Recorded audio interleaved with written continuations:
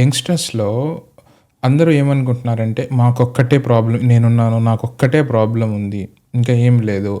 And ఇంకోటేమంటే, ఇప్పుడు మన యంగ్‌స్టర్స్‌లో ఏమైపోయిందంటే, ఒక ఐఫోన్ ఉంటే చాలు, ఒక బైక్ ఉంటే చాలు. అదే ప్రెస్టేజ్ సింబల్ కదా అది ఉంటే చాలు అని అలా వచ్చేస్తుంది. సో, ఏమంటే దాంతో పాటు ఆ మైండ్ సెట్ వల్ల ఎవరు మనం ఓన్‌గా ఏమైనా చేద్దాం, ఒక స్టార్టప్ చేద్దాం. చాలా బాగా చెప్పారు షాహిద్ భాయ్. యాక్చువల్లీ ఈ రోజులలో పేరెంట్స్ని యంగ్స్టర్స్ హింసించేది ఎస్పెషల్లీ 10th ఇంటర్ నుంచి స్టార్ట్ అయిపోతుంది ఇది. నాకు అందరికంటే కాస్ట్లీ బైక్ కావాలంటాడు, అవును, అందరికంటే కాస్ట్లీ వాచ్ కావాలంటాడు, అందరికంటే కాస్ట్లీ డ్రెస్ కావాలంటాడు, పేరెంట్స్ని హింసిస్తాడు. సరే పేరెంట్స్ అవన్నీ ఇస్తారు, బట్ ఇవి తీసుకున్నాక నువ్వేం చేస్తున్నావు? క్వాలిటీ బట్టలు వేసుకొని, క్వాలిటీ బైక్ తీసుకొని, క్వాలిటీ కార్ తీసుకొని నువ్వు డిగ్రీ కాలేజ్లోకి వెళ్తున్నావు. ఇవి తీసుకొని ఈ రిసోర్స్తో నువ్వేం చేస్తున్నావు? ఒక అమ్మాయిని పటాయిస్తున్నావా? లేదు, రేపటి విజన్ గురించి ఆలోచిస్తున్నావా? మీ అమ్మ నాన్న ఏ స్థాయిలో కష్టపడి నేను ఈ స్థాయికి తీసుకొచ్చారో వాళ్ళ గురించి నువ్వు అర్థం చేసుకుంటున్నావా? అంటే కాలేజెస్లో కూడా ఇంకో మేజర్ ఒక ప్రాబ్లం ఏముందంటే, ఇప్పుడు ప్రజెంట్ జనరేషన్లో ఇంటర్ నుంచే ఫెయిల్ అయిపోతున్నారు. ఇప్పుడు సూసైడ్స్ ఎక్కువ కూడా అబౌట్ 25 తర్వాత సూసైడ్స్ లేవు షాహిద్ భాయ్. ఏమున్నా కూడా 13 నుంచి 25 బిలోలోనే సూసైడ్స్ జరుగుతున్నాయి. అది ఎక్స్పెషల్లీ అయితే లవ్ ఫెయిలియర్స్ ఎక్కువగా ఉంటున్నాయి, తర్వాత ఎగ్జామ్స్లో ఫెయిల్ అయిపోతే ఎక్కువగా ఉన్నాయి.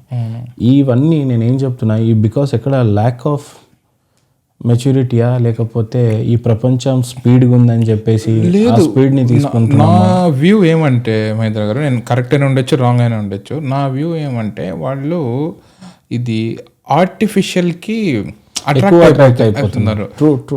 ఆర్టిఫిషియల్ వరల్డ్ ఉంది కదా, ఏదైతే చూపిస్తారో మొత్తం దాన్ని అట్రాక్ట్ అయిపోతున్నారు. దాన్ని అట్రాక్ట్ అయిపోయి ఇదొక్కటే లైఫ్ అంటే ఇలా ఉంటే చాలు అని చెప్పి ఇలా చేస్తున్నారు. నిజంగానే నాకు అవకాశం వస్తే మన షాహిద్ భాయ్ మీ పాడ్కాస్ట్ త్రూ చెప్పాలనుకుంటుంది ఏంటంటే, ఈ యంగ్స్టర్స్ అంతా కూడా నేటి బాలలే రేపటి పౌరులు అనే పదం చెప్తే చాలా మందికి పడతలేదులే కానీ నేటి బాలలే రేపటి పౌరులు అనుకున్నప్పుడు ఈ యంగ్స్టర్స్ అందరినీ ఇక్కడ గవర్నమెంట్ చూడండి, ఒక అబ్బాయి పుడితేనంట వానికి 10,000 అంట. టిల్ ఎడ్యుకేషన్ అయిపోయేంత వరకు ఎడ్యుకేషన్ ఫ్రీ ఉంటుంది. ఎడ్యుకేషన్ మొత్తం అయిపోయిన తర్వాత వానికి గవర్నమెంట్ జాబ్ రిజిస్టర్ అంట అక్కడ. ఆయనకి పోలీస్, ఇంటర్ పోలీస్, అప్పటికి ఆయన స్ట్రీమ్ MBBS చేసి ఉంటే డాక్టర్, మళ్ళీ ఇంకొకటి చేస్తే ఆర్కిటెక్ట్ చేసి ఉంటే అది వాళ్ళకి తప్పితే ఇక్కడ వేరే కంట్రీస్ వాళ్ళకి జాబ్ లేదు. వాళ్ళు ఫస్ట్ వాళ్ళ సిటిజన్స్ కి చూస్తున్నారు, దాని తర్వాత ప్రయారిటీ అవేర్నెస్. ఇక్కడ వాళ్ళకి ఏమి ఉచిత పథకాలు లేవు, పెన్షన్స్ లేవు, విడోస్కి పెన్షన్స్ లేవు, తల్లిదండ్రుల్ని వదిలేస్తారన్న భయం లేదు. ఇక్కడ చట్టాలు చాలా స్ట్రాంగ్ ఉన్నాయి.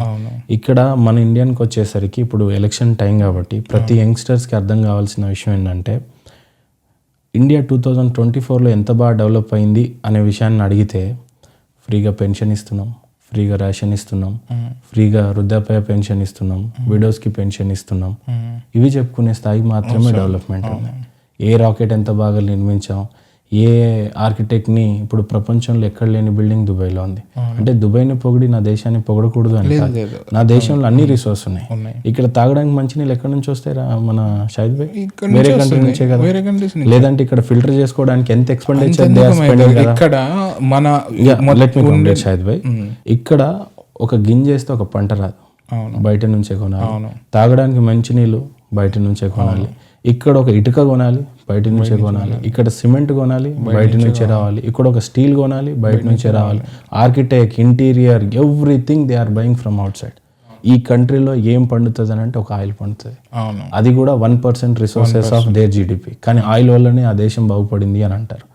కానీ వెరాజ్ ఇండియాకి నీకు బంగారం నుంచి పడితే డైమండ్, గుండు సూది నుంచి పడితే రాకెట్ వరకు తయారయ్యే అన్ని సామాగ్రిలు ఇండియాలో ఉన్నాయి. But still you don't have a resources. ఇక్కడ ప్రధాని ఒకరోజు ఒక ఇంటర్వ్యూ ఇస్తే, ఆయన షేక్ జాయిద్ మొహమ్మద్ ఏదో మనకు పేరు అంత గుర్తురాదు, ఆయన ఇంటర్వ్యూని నేను చూసినప్పుడు, సార్ మీకు తినడానికి లేదు అంటే, ఈ కంట్రీ హిస్టరీని ఇందాక కూడా మనం చూస్తే ఇంటర్వ్యూ కోసం నేను విన్నదే, nothing is my own. Starting Dubai అనేది ఒక చిన్న పల్లెటూరు అంట, దేశం కూడా కాదు. Nobody is discovered Dubai. 1833 వరకు డిస్కవరే చేయలేదంట. అసలు ఇదంటూ ఒక దేశం ఉందని ఎవరు డిస్కవర్ చేయలేదంట. ఇదో చిన్న పల్లెటూరు అంట. ఈ పల్లెటూరులో వీళ్ళ జీవనాధారం కేవలం చేపలు పట్టుకొని వాటిని తిని, చేపలు అంతే. ఈ పర్ల్స్ అనేది డిస్కవరీ అయిన తర్వాత దీన్ని అమ్మితే డబ్బులు కూడా వస్తాయి అనుకొని ఇక్కడున్న ఒక వ్యక్తి దాన్ని అమ్మటం, ఎక్స్పోర్ట్ చేయటం, ఇంపోర్ట్ చేయటం స్టార్ట్ చేసిన తర్వాత వీళ్ళకి జీవనాధారం అనేది తెలిసింది. దాని తర్వాత ఈ దేశంలో వీళ్ళకి దొరికిన ఏకైక అదృష్టం ఏంటంటే ఆయిల్ని డిస్కవరీ చేస్తున్నప్పుడు అది 1 పాయింట్ అంటే వాళ్ళకి దీనివల్ల ఆయిల్ త్రూ ఈ క్రూడ్ ఆయిల్ లేకపోతే నార్మల్ ఈ ఆయిల్ నమ్మడం వల్ల ఈ దేశం బాగుపడుతుంది అనుకుని నేను చూడలేదు. వాళ్ళు ఆ డిస్కవరీ అయిన తర్వాత దాన్ని కూడా ఎక్స్పోర్ట్ చేయడం ప్రారంభించారు.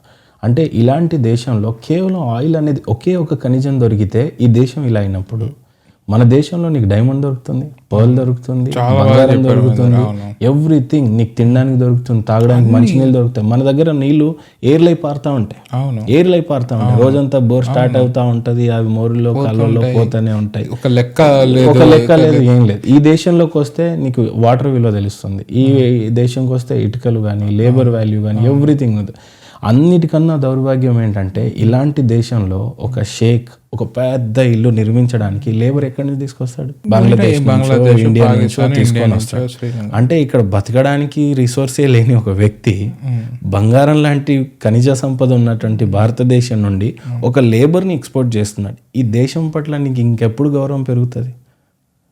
ఇక్కడ నేను షేక్ జయద్ గారిది అది నేను ఒక ఇంటర్వ్యూ చూస్తున్నప్పుడు, మీరు ప్రపంచంలో ఎక్కడ లేని బిల్డింగ్ని నిర్మించారు కదా, మీరు ప్రపంచంలో ఎక్కడ లేని సముద్రాన్ని చాలా ఆర్టిఫిషియల్గా నిర్మించుకొని పామ్ జుమేరా లాంటి ప్రాంతాన్ని నిర్మించారు కదా, ఈ దేశంలో ఎక్కడ లేని విధంగా రోడ్ సిస్టమ్ని నిర్మించారు కదా, డ్రైనేజ్ సిస్టమ్ని నిర్మించారు, కానీ మీకు ఎలా సాధ్యమైంది అని అడుగుతాడు ఆయన. అప్పుడు ఆయన షేక్ జయద్ గారు అంటారు, మేము మా దేశాన్ని ప్రేమిస్తున్నాం, మా దేశాన్ని ప్రేమించి ఇక్కడ కరప్షన్ లేకుండా మా దేశం వరల్డ్లోనే నంబర్ 1 ఉండాలనే కలలు కంటున్నాం. మేము ఏదైతే చెప్తామో అదే చేస్తున్నాం, ఏదైతే చేస్తున్నామో అదే చెప్తాం. బట్ ఇండియన్ గవర్నమెంట్ ఎలా ఉందంటే ఏదైనా చెప్పారు అని అంటే అది బోగస్, ఏదైనా చేశారు అని అంటే మీకు దేశభక్తి లేదు. దేశభక్తే ఉంటే నువ్వు రూపాయి ఎందుకు తింటావు? దేశ ప్రజలు ఇప్పుడు నిజంగా చెప్పాలంటే చాలా మంది అన్ఎంప్లాయ్మెంట్ ఇండియాలోనే ఎక్కువ ఉంది, కానీ ఇండియాలోనే ప్రపంచంలోనే ఇండియాలో అత్యధికంగా యంగ్స్టర్స్ కలిగి ఉన్న దేశమే ఇండియా. అలాంటి యంగ్స్టర్స్ని నువ్వు ఎక్కడ వాడుకుంటున్నావు? అసలు ఎక్కడన్నా రిసోర్సెస్ ఉందా? యంగ్స్టర్స్కి ఏదైనా చదువు ఉందా? యంగ్స్టర్స్ చదివిన తర్వాత ఏమన్నా నిరుద్యోగ వృత్తి అని ఈ మధ్య కాలంలో అన్ని స్టేట్స్లలో ఇది ఒక ప్యాషన్. లాస్ట్లో మిగిలింది ఎవరండి? ముసలి వాళ్ళు. ఒక తండ్రిని ఒక తల్లిని బాగా చూసుకొని ఒక అసమర్థమైన కొడుకు బాగా చూసుకోవడానికి నెపంతో పెన్షన్ స్టార్ట్ చేసేవాడు 3,000 4,000. ఇప్పుడు ఒక అమ్మమ్మ నానమ్మ స్వేచ్ఛగా బతుకుతున్నావు అంటున్నావు. నీ చట్టం సరిగా చేసుకోండి సార్. నీ కొడుకుని నీ తల్లి తండ్రిని సరిగ్గా చూసుకోకపోతే వాడిని తీసుకెళ్ళి అరెస్ట్ చేయి, వాడికి చట్టం మంచిగా చేయి. తల్లిదండ్రులు నీకు బతుకుండగానే నీ తల్లిదండ్రుల్ని నువ్వు బాగా చూసుకున్నాడువి, ఇంకేం బాగా చూస్తావు? పైగా నువ్వు పెన్షన్లు ఇచ్చి వాడిని సోమరిపోతం చేసావు. ఈ రోజులలో వాళ్ళకి రెస్పాన్సిబిలిటీ లేకుండా పోయింది. తల్లిదండ్రులకు పెన్షన్ వస్తున్నాయి, 4,000 ఆయనకి 4,000 ఈమెకి 8,000తో వీళ్ళు బతికేస్తున్నారు అని అంటున్నారు. ఇలా అన్ని ఉచితాలు ఇచ్చేస్తే ఈ యంగ్స్టర్ అనే ఒక ఖనిజ సంపద ఉంది. ఇంతకుముందు ముసలోళ్ళు అయిపోయారు, విడోస్ అయిపోయారు, వికలాంగులు అయిపోయినారు. వీళ్ళు దేశానికి ఏ రకంగా ఉపయోగపడతారు ఇంకా మనకి చెప్పక్కర్లే, వాళ్ళని అవమానించాల్సిన పని నాకు లేదు. యంగ్స్టర్స్ అనే ఒక బ్యాచ్ ఉండిపోయింది. వీళ్ళు ఎక్కడి నుంచి స్టార్ట్ అవుతారు? 18 నుంచి 25 ఇయర్స్ మధ్యలో ఒక బ్యాచ్ ఉంది మన. ఈ యంగ్స్టర్స్ చివరిగా మిగిలిపోయారు. వీళ్ళే ఇప్పుడు ఓటర్స్ అనమాట. 18 నుంచి 25 కీలకమైన ఓటు వాళ్ళు. ఇప్పుడు ఏం చేశాడు? నిరుద్యోగ వృత్తి అన్నాడు, అయిపోయింది. ఇప్పుడు వీడిని కూడా చంపేస్తాడు. అంటే ఇంకా ఒక యంగ్స్టర్ ఎక్కడి నుంచి ఎంటర్‌ప్రెన్యూర్స్ పుడతారండి? ఎక్కడి నుంచి అబ్దుల్ కలాం పుడతారు చెప్పండి? ఇప్పుడు యుద్ధాలు చేయడానికి సుభాష్ చంద్రబోస్లు పుట్టాల్సిన అవసరం లేదు మనకి అబ్దుల్ కలాం లాంటి ఒక శాస్త్రవేత్తలు బయటికి రావాలి అని అంటే వీళ్ళకి లోన్ ప్రక్రియలు ఇవ్వండి, జాబులు కల్పననివ్వండి. ఈ యంగ్స్టర్స్ కూడా ఒక స్లోగన్ స్టార్ట్ చేయాలి, ఉచితాలు మాకు వద్దు అంటే. ఒకసారి దేశానికి వచ్చి చూడండి, ఇక్కడికున్న రోడ్లు చూడండి, మీకు దేశభక్తి అనేది ఏంటో తెలుస్తుంది. అరే తినడానికి ఇక్కడ ఏమీ దొరకదు షాహిద్ భాయ్, ఇంక్లూడింగ్ ఒక రొట్టె ముక్క తినాలన్నా కూడా వీటిని వీళ్ళు సప్లై చేయాలనుకున్నా మన దేశం నుంచో ఇంకో దేశం నుంచి వీళ్ళు ఎక్స్పోర్ట్ చేయాల్సిందే. పొద్దున్న లేచి నాకు తెలిసి ఈ ఎడారి ప్రాంతంలో స్వేచ్ఛగా ఊపిరి పీల్చుకుందామన్నా కూడా వీళ్ళకి లేదు. Artificial forest, artificial water filterisation, ఇంకేమున్నాయి ఈ దేశంలో చెప్పండి? అలాంటి మంచి దేశాన్ని పాడు చేసుకుంటున్నారని చెప్పేసి ఇక నాలాంటి చాలా చిన్న సమిదే కావచ్చు. ఈరోజు ఏదో హోటల్స్ పెట్టాము, రిసార్ట్స్ పెట్టాము, ఛానల్ పెట్టాము, దీనివల్ల ఏదో మాట్లాడుతూ చాలా చిన్నదే కావచ్చు. బట్ నా వరకు, నా రెస్పాన్సిబిలిటీ వరకు, నా మెయిన్ మోటో చచ్చేదాకా ఏదైనా చేయాలి అని అంటే ఈ 18 నుంచి 25 ఉన్న యంగ్స్టర్స్కే చేయాలి. రూపాయి లేకుండా కోట్లు సంపాదించే ప్రక్రియలు చాలా ఉన్నాయి మార్కెట్లో. బట్ బోధించే వాళ్ళు ఎక్కడ? స్కిల్ డెవలప్మెంట్ అంటున్నారు. స్కిల్ డెవలప్మెంట్ దేనికి యూజ్ అవుతుంది? నువ్వేమో 3,000 కోట్లు స్కిల్ డెవలప్మెంట్ అంటావు, అక్కడ 300 మందికి జాబ్ రాదు. ఇంకా అకౌంటబిలిటీ ఎక్కడుంది సార్? అందరికీ తెలుసు. మళ్ళీ నిజంగానే స్కిల్ డెవలప్మెంట్ ప్రోగ్రామ్ వచ్చింది, 3,000 కోట్లు ఖర్చు అయిపోయినాయి, 300 మందికి జాబ్ కూడా రాలేదు. ఆడేం స్కిల్ నేర్చుకుంటాడు సార్ చెప్పండి? చైనాలో ఈ రోజులలో నడుచుకుంటూనే వాచ్ తయారు చేస్తుండంట వాడు, నడుచుకుంటూనే షూ షేప్ని డిజైన్ చేసేస్తున్నాడు అంట. మరి ఎలా? వాళ్ళ ఓన్ ఏమన్నా ఏమైనా వాళ్ళు డిస్కవర్ చేశారు. నా దేశం ప్రపంచంలోనే నంబర్ 1 ఉండాలి. చైనాని జనాభాలో పెద్దగా పోల్చేవాళ్ళం, జనాభా సాంద్రంలోనే అది చాలా పెద్దది చైనా అనేవాళ్ళం, తర్వాత ఇండియా అనేవాళ్ళం, ఇప్పుడు ఇండియానే అయిపోయింది. బట్ ఏదేమైనా రానున్న రోజుల్లో మీరు ఈ యంగ్స్టర్స్కి మీరు వాళ్ళకి మోటివేట్ చేస్తా అంటున్నారు. నేను ఒక సజెషన్ మీకు ఏమి ఇద్దాం అనుకున్నా అంటే, మీరు ఆ ఏజ్ నుంచి వచ్చారు అండ్ మీకు అన్ని ఇబ్బందులు ఏముంటాయో అన్నీ మీకు బాగా తెలుసు. మీకు ఒక మంచి పవర్ ఉంది. ఏం పవర్ అంటే మీడియా. మీకు మీడియా హౌస్ నడుపుతున్నారు. సో మీ మీడియా హౌస్ ద్వారా మీరు ఒక సిరీస్ లాగా యంగ్స్టర్స్కి వాళ్ళకి వాళ్ళ ఓన్గా వాళ్ళు మంచి వేలో డబ్బులు ఎట్ట సంపాదించుకోవాలా, వాళ్ళ మైండ్ సెట్ ఎట్ట పెట్టుకోవాలా, వాళ్ళ థింకింగ్ ఎలా ఉండాలి, తప్పకుండా అలాంటి సిరీస్ కానీ అంటే మీరు మాట్లాడుతుంటే నాకు చాలా సంతోషంగా ఉంది. ఎందుకంటే మీరు ఈ స్టేజ్కి వచ్చిన తర్వాత కూడా అవన్నీ గుర్తుపెట్టుకుంటున్నాడు అండ్ మీరు అదంతా బాధ్యతగా తీసుకుంటున్నారు మన కంట్రీలో ఇలా యంగ్స్టర్స్గా చేయాలని. సో మీలాంటి వాళ్ళు మైండ్ సెట్ వాళ్ళు ఇలా మీడియా హౌస్ నడుపుతున్నారు కాబట్టి మీరు చాలా మంచి మెసేజ్ తీసుకోపోగలరు అండ్ చాలా మంది యువత చైతన్యం కూడా అవుతుంది. మీరు అంటే ఇక్కడ షాహిద్ భాయ్ ఒక మోటివేషన్ నాకు తెలిసి 1 గంట పని చేస్తుంది. అవును, నువ్వు నడవగలవు, నువ్వు పరిగెత్తగలవు, నీ కాలు లేకపోతే నువ్వు ఎగరగలవు, నువ్వు తినగలవు, పండుకోగలవు అనేది ఈ మోటివేషన్ మనం చెప్తే గంట నడిచింది. అవును. బట్ ప్రభుత్వాల నుంచి వచ్చే సమీకరణాలు ఏవైతే ఉన్నాయో అది ఫర్ ఎవర్ డిసిప్లిన్లోకి వెళ్ళిపోతాయి. అది రావాలంటే మీలాంటి వాళ్ళు రావాలి కదా. లేదు, నేను పెన్షన్ బంద్ చేసేస్తా, నా తల్లిదండ్రుల్ని నేను బాగా చూసుకోకపోతే నాకు గవర్నమెంట్ శిక్షిస్తుంది అని అంటే నేను ఎందుకు అందులో బాధ్యత లేకుండా చూస్తా? అంతే కదా. సో నా బాధ్యతల్ని ఇంకా బాగా గుర్తు చేసే విధంగా మీ ప్రభుత్వాలని డిజైన్ చేయొచ్చు కదా. నువ్వు చేయగలవు, నీకు తెలుసు అన్నీ. అవును. బట్ స్టిల్ ఎందుకో అట్లా జరగదు. నేనేమంటానంటే ఈ ముఖ్యమంత్రులందరికీ ఒక చిన్న జోక్ చేయమని చెప్తా. ఏం జోక్ అంటే, ప్రభుత్వంలో గెలవకన్నా ముందు మేనిఫెస్టో సబ్మిట్ చేసినప్పుడు నీకు అది ఉచితం ఇస్తా, ఇది ఇస్తా అనే మేనిఫెస్టో ఏదైతే ఉంటుందో అది అలానే చెప్పండి. ప్రభుత్వం ఏర్పడిన తర్వాత ఈ ఉచితాలన్నీ లేవు నా ప్రభుత్వంలో అని చెప్పేసి ఒక జోక్ చేసేయండి. ఒక 5 సంవత్సరాలు కరెక్ట్గా పాలించి చూడండి. కరెక్ట్గా ఏ ఉచితాలు ఇవ్వకండి. ఎడ్యుకేషన్ ఒకటి ఫ్రీ ఇవ్వండి, హెల్త్ వచ్చినప్పుడు హాస్పిటల్స్ని చాలా బాగా చూసుకోండి, ఇంకా చాలు. మనుషులు ఎలాగైనా బతుకోగలుగుతారు. ఈరోజు ప్రభుత్వాలు ఏం మనుషుల్ని పోషించట్లే. 3-4 వేల పెన్షన్ లేదో టైంపాస్కి వస్తున్నాయి, నువ్వు వేస్తున్న రేషన్ బియ్యం, ఇప్పటి కూడా రేషన్ బియ్యం నీకు నాకు కూడా వస్తాయి. ఇంతవరకు అది ఏం పెద్ద రాకెట్ సైన్స్ ఉందో నాకు కూడా తెలియదు. నీకు 2-3 ఎకరాల పొలం ఉంది, అయినా నీకు రేషన్ కార్డు ఉంటుంది, నీకు కూడా రేషన్ బియ్యం ఫ్రీ వస్తుంది. ఈ ప్రభుత్వాలు ఇంత అసమర్థతగా ఉన్నాయా? అసలు ఎవరికి గుర్తించాలి, ఎవరికి రేషన్ బియ్యాలి? ఈ రోజు కూడా మన రేషన్ బియ్యం ఇస్తారు కదా, వాడు పక్కింట్లోకి అమ్ముతా ఉంటాడు, మళ్ళీ దళారులకు అమ్ముతా ఉంటాడు, బ్లాక్ అనేది నడుస్తూ ఉంటాడు. ప్రభుత్వానికి ఇదంతా తెలుసు, ప్రతి ఎమ్మెల్యేకి తెలుసు కదండి, ప్రతి సీఎంకి తెలుసు కదండి. బట్ స్టిల్ మీ సమీకరణాలు ఎందుకు అంత ఇండిసిప్లిన్గా ఎందుకు ఉంటాయి? అసలు నువ్వు ఎవరికి చెందాలనో వానికి బియ్యం ఇవి, ఎవరికి చెందాలో ఎడ్యుకేషన్ వానికి, ఎవరికి చెందాలనో వానికి ఆరోగ్యం ఇవి. దాని తర్వాత నువ్వు ఆలోచించుడు.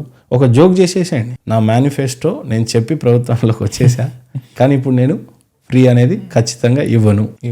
ఒక 5 సంవత్సరాలు నా పాలన చూడండి, నా పాలన బాగుంటే మళ్ళీ నాకు ఓటేయండి, పాలించి చూడండి. అట్లా నిజంగానే జబర్దస్త్, అన్నిటికంటే బెస్ట్ రాష్ట్రం అదే అవుతుందేమో అని అనుకుంటా.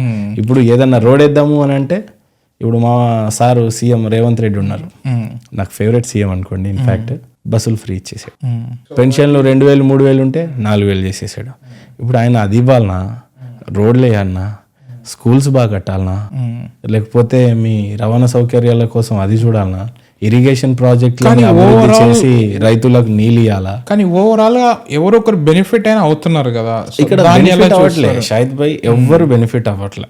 నేను ఒక వెరీ స్మాల్ రిమోట్ ఏరియాలో నుంచి వచ్చిన వ్యక్తిని. నేను మొన్న 2014 వరకు మా ఊరికి అసలు రోడే లేదు. 2004-05 వరకు అసలు లైటే లేదు.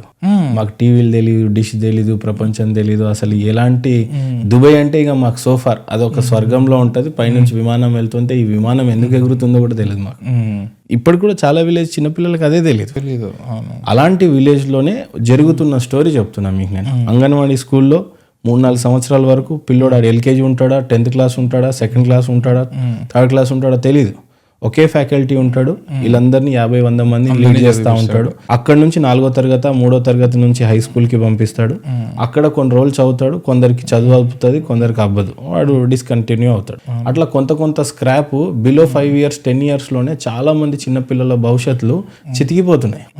వాడి జీవితాంతం లేబరే, ఇంకా జీవితాంతం లేబరే. వాడికి అసలు పెద్ద విజన్ ఉండదు, ఏముండదు. కానీ చదువుకున్న నీకు అందరి గురించి తెలుసు. అంగన్వాడీ స్కూల్లో ఏం జరుగుతుందో తెలుసు, నీ రేషన్ బియ్యం ఎవరెవరికి వెళ్ళాలో నీకు తెలుసు, రోడ్స్, మళ్ళీ ఇరిగేషన్ ప్రాజెక్ట్స్ ఎక్కడ ఎవరికి ఇవ్వాలో నీకు బాగా తెలుసు. ఇప్పుడు మా రేవంత్ అన్న కూడా అన్ని ఉచితాలు ఇచ్చిండు, బాగానే ఉంది. ఇప్పుడు ఇరిగేషన్ ప్రాజెక్ట్ కట్టాలా, మీ దగ్గర డబ్బులు ఉండాలి. రేవంత్ అన్న కన్నా ముందు మా జగనన్న ఇస్తున్నారు కదా ఫ్రీగా అన్ని. జగనన్న గురించి చెప్పాలంటే అన్ని వాలంటరీ సిస్టమ్ చాలా బాగా పెట్టుకున్నాడు. ఇది ఎట్లుంది అంటే నడవకుండున్న అవ్వలు 1% ఉండొచ్చేమో. నీ పెన్షన్ ఏ ఏజ్ దాటితే ఇస్తున్నారు సార్? 55, ఇంకా తక్కువ అనుకోండి, 50-55 మధ్యలో. 50-55లో నడవని వాళ్ళు ఏమి ఉండరు. 60-70లో నడువు రాని వాళ్ళు ఉంటారు. 1% పీపుల్ కోసం యంగ్స్టర్కి 8,000 రూపాయలు ఇచ్చి నువ్వు వాలంటరీ అని చెప్పి 5,000 ఇచ్చి ఏమనంటే వీళ్ళ జీతాలు పెంచండి అంటే, వాలంటరీ అని అంటే జీతం పెంచడానికి కాదు, వాలంటరీ అంటే వాలంటరీ అని అంటే ఇది గౌరవ వేతనం కింద మీకు 5,000 ఇస్తున్నాం, అంతేగాని ఇది జాబ్ కాదు, ఇది మీ గౌరవ వేతనం, అందుకు ఇస్తున్నాం. ఈ 5,000 కోసం ఈ యంగ్స్టర్ ఇప్పుడు ఏం చేయాలా? అవ్వతాతలకి ఇంటికి పోయి రేషను, బియ్యము, పెన్షను ఇచ్చేసి రావాలా. నువ్వు బటన్ నొక్కితే పోయే పథకాలు కొన్ని ఉన్నాయి అని చెప్పారు. అసలు one of my favourite CM ఎవరైనా ఉన్నారు అని అంటే జగన్మోహన్ రెడ్డి. చాలా యంగ్స్టర్. ఫాదర్ చనిపోయిన తర్వాత చెల్లెలు పాదయాత్ర చేసింది, తిను జైల్లో ఉన్నారు. అవి కేసులు ఏమైనా బయటికి వచ్చారు. చాలా స్టెప్ ఆన్గా లైఫ్లో. నేను కూడా ఎప్పుడైనా ఫెయిల్యూర్స్ ఫేస్ చేసినప్పుడు ఆయన్ని నిదర్శనంగా తీసుకుంటా, లేకపోతే కేసీఆర్ గారిని నిదర్శనంగా తీసుకుంటా. కేసీఆర్ గారు అయితే రాష్ట్రానికి సీఎం అవటం వేరు, రాష్ట్రాన్ని తీసుకొచ్చి సీఎం అవటం వేరు. జగన్మోహన్ రెడ్డి గారు తల్లిదండ్రులు, అసలు దేశ ప్రధాని ఆ రోజులలో ఎవరు నన్ను ఎదిరించాలి అని అంటే ఉచ్చ పోసుకుంటున్నారు అప్పుడు సోనియా గాంధీ విషయం. అలాంటిది డైరెక్టే ఎదిరించాడు. చాలా ఫేస్ చేశాడు. చాలా మంది పెద్ద రాజకీయ నాయకులు జగన్మోహన్ రెడ్డిని నమ్మలే. ఆయన స్పీడ్కి కానీ, ఆయన వార్నింగ్ సిస్టమ్ కానీ, పనితీరుకి కానీ చాలా మంది భయపడ్డారు ఆయనకి.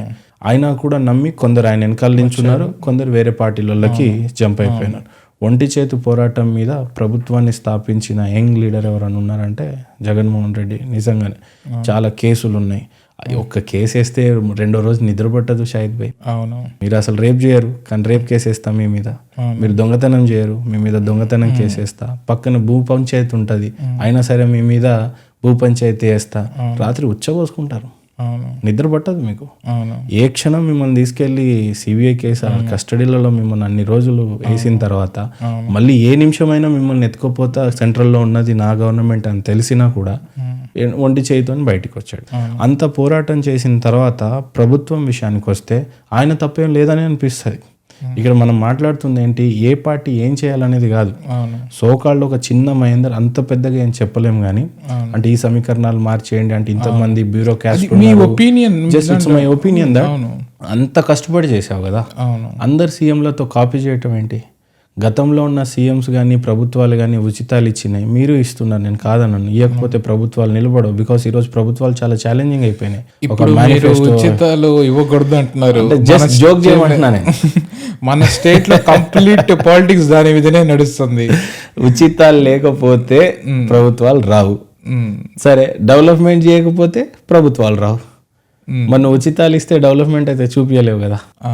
కదా, ఒక 5 సంవత్సరాలు నువ్వు పెన్షన్ ఆపేస్తే, ఒక 5 సంవత్సరాలు నువ్వు ఆర్టీసీ ఫ్రీ అని తీసేస్తే, ఒక 5 సంవత్సరాలు పలానా పథకాల నుంచి అన్ని డబ్బులు నువ్వు తీసేస్తే, ఇరిగేషన్ ప్రాజెక్టుల మీద ఫోకస్ చేయి, రైతన్నలందరూ సుఖంగా ఉంటారు. ఇప్పటి కూడా వాటర్ రాని ప్రాంతాలు ఏపీలో ఎక్కువగా ఉన్నాయి, తెలంగాణలో కూడా ఎక్కువ ఉన్నాయి. చాలా మందికి బోర్లు లేక భూమి ఉండి కూడా బీడు భూములుగా ఉన్నాయి. దానికి వాటర్ తీసుకెళ్ళు చాలు. చాలా మంది యంగ్స్టర్స్ హై ఎండ్లో ఐఐటి టాపర్స్ ఉన్న స్టూడెంట్స్ కూడా, ట్రిపుల్ ఐటీ టాపర్స్ కూడా ఈరోజు ఉద్యోగ కల్పనలు లేవు. వాళ్ళని ఒక్కసారి టార్గెట్ చేయండి. చాలా మంచి మంచి ప్రాంతాలకి రోడ్లు వేయడానికి మీకు సౌలభ్యం ఉన్నా మీ దగ్గర బడ్జెట్ లేక రోడ్లు వేయలేకపోతున్నారు. రోడ్స్ వేయండి. నాకు ఇంకొక థాట్ అప్పుడప్పుడు ఏమొస్తుందంటే ఫార్మింగ్ గురించి, అగ్రికల్చర్. ఎందుకంటే ప్రతి దేశంలోనండి, ఈవెన్ ఇండియన్ జీడిపిలో 17-20% ఇన్కమ్ రిసోర్సెస్ అన్ని కూడా అగ్రికల్చర్ బేస్ నుంచే. ఈ ప్రపంచంలో ఏం ఆగినా ఆగకపోయినా, ఒకరోజు ఐటీ కంపెనీ ఉంటుంది పోతుంది, ఒకరోజు కన్స్ట్రక్షన్ ఉంటుంది పోతుంది, ఒకరోజు ఏమైనా ఉండొచ్చు ఉండకపోవచ్చు. అన్నం లేకుండా ఎవరైనా ఉండగలరండి? మరి ఈ రోజులలో రైతులు, నువ్వు అమ్మ రైతు నాకు చదువులేదు 10వ తరగతి ఉన్నా నాకు 5 ఎకరాల పొలం ఉందంటే అయినా సరే నీకు పిల్లనివ్వను నేను, గవర్నమెంట్ జాబ్ ఉంది అని చెప్పు, నువ్వు ఎలా ఉన్నా సరే నేను నీకు పిల్లని ఇచ్చేస్తా. Then where you are leading యార్. ఒక అగ్రికల్చర్ అన్నం పెట్టే దాని విషయంలో మీరు అంతా చునకన చేసి, రైతులంటే ఏం కాకుండా చేసేసి, రైతులకు పథకాలు అవసరం లేదు, రైతులకు నీళ్ళు ఇచ్చినా చాలు కదా, జస్ట్ ఒక సాగునీరు ఇచ్చేస్తే చాలు కదా, దానివల్ల నువ్వు బతుకుతావు, నేను బతుకుతాం, ఈ ప్రపంచం అంతా కూడా దాని మీదనే బేస్ అయి ఉంది. సో బెటర్ ఇట్లాంటి దాని మీద ఉంటే బాగుంటుందని నా feeling. And so me thoughts అన్నీ చాలా బాగున్నాయి మహేంద్ర గారు. మీరు అంటే నేను ఎక్స్పెక్ట్ చేయలేదు మీరు ఇంత డీప్ థింకింగ్ మీది ఉందని.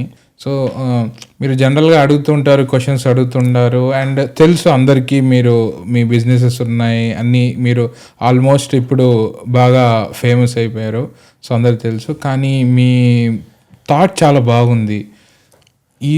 ఈ పాడ్కాస్ట్ ద్వారా అందరూ చూసి, ఎవరైనా పొలిటికల్ లీడర్స్ అయినా ఎవరైనా చూసి దీన్ని నోటీస్ చేసి ఇలా చేంజెస్ చేస్తే చాలా బాగుంటుంది. అండ్ మీరు మీ స్టోరీ ఏదైతే మీరు దుబాయ్ గురించి చెప్పారో అది చాలా ఇన్స్పైరింగ్గా ఉంది. అంటే నాకు ఒక సినిమా స్టోరీ లాగా అనిపించింది. సో అంటే ఇది రియల్గా జరిగింది. సో చాలా బాగుంది. చాలాసార్లు అదృష్టంగా ఏమనిపిస్తుంది అని అంటే, షాహిద్ భాయ్, చదివిన చదువులు చాలా గొప్పగా చదవకపోయినా కొందరికి ఛాన్స్ వస్తుంది, అంటే లైఫ్లో ఎదిగే ఛాన్స్ వస్తుంది.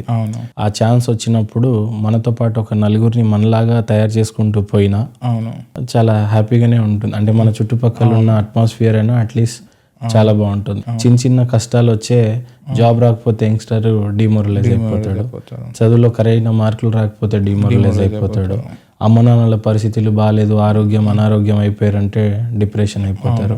జీవితంలో అందరికి కష్టాలు ఉంటాయి, కానీ ఆ కష్టం తాత్కాలికంగా తీసుకొని నీ జీవితంలో నీ గమ్యం, అంటే నీ జీవితయానం ఎందుకు ఏర్పడింది, నువ్వు ఎందుకు పుట్టావు, ఎందుకు పెరిగావు, ఈ 50 సంవత్సరాల తర్వాత మనకు కాలు చేతులు పని చేయవేమో, లేదా 50 సంవత్సరాల తర్వాత మహేంద్ర మళ్ళీ పుట్టాడు, షాహిద్ మళ్ళీ పుట్టాడు, నరేంద్ర మోడీ మళ్ళీ పుట్టాడు, మహాత్మా గాంధీ మళ్ళీ పుట్టాడు. ఈ చరిత్రను ఏమన్నా నువ్వు రాయాలి అని అనుకుంటే కేవలం ఈ 50 సంవత్సరాలు. సో నువ్వు 25 సంవత్సరాలు ఓడివైతే ఇంకో 25 సంవత్సరాలు కష్టపడు, 10 సంవత్సరాలు ఓడివైతే ఇంకో 40 సంవత్సరాలు కష్టపడు. ఏదైనా చేసే మంచి ఖచ్చితంగా చేసి ఆ తర్వాత చచ్చిపోండి. చాలా బాగా చెప్పారు మహేందర్ గారు, చాలా బాగా చెప్పారు. సో నాకు మెయిన్ ఇదే ఉన్నది, అంటే వ్యూవర్స్ ఎవరైనా చూస్తారు కదా నా పాడ్కాస్ట్ ద్వారా అయినా, సిగ్నేచర్ స్టూడియోస్ ద్వారా అయినా, మీ గురించి తెలియాలి అందరికీ. ఎందుకంటే అలాంటి చాలా మీకు బ్యాక్ లాషెస్ వచ్చాయి, అయినా కానీ మీరు స్ట్రాంగ్గా నిల్చున్నారు. సో ప్రతి ఒక్క యంగ్స్టర్స్ దీని ఒక ఇన్స్పిరేషన్గా తీసుకొని వాళ్ళు కూడా వాళ్ళ లైఫ్లో ఏదైనా మంచి చేస్తారు, ఒక మంచి సక్సెస్ఫుల్ పొజిషన్లో పోతారని నేను కోరుకుంటున్నాను.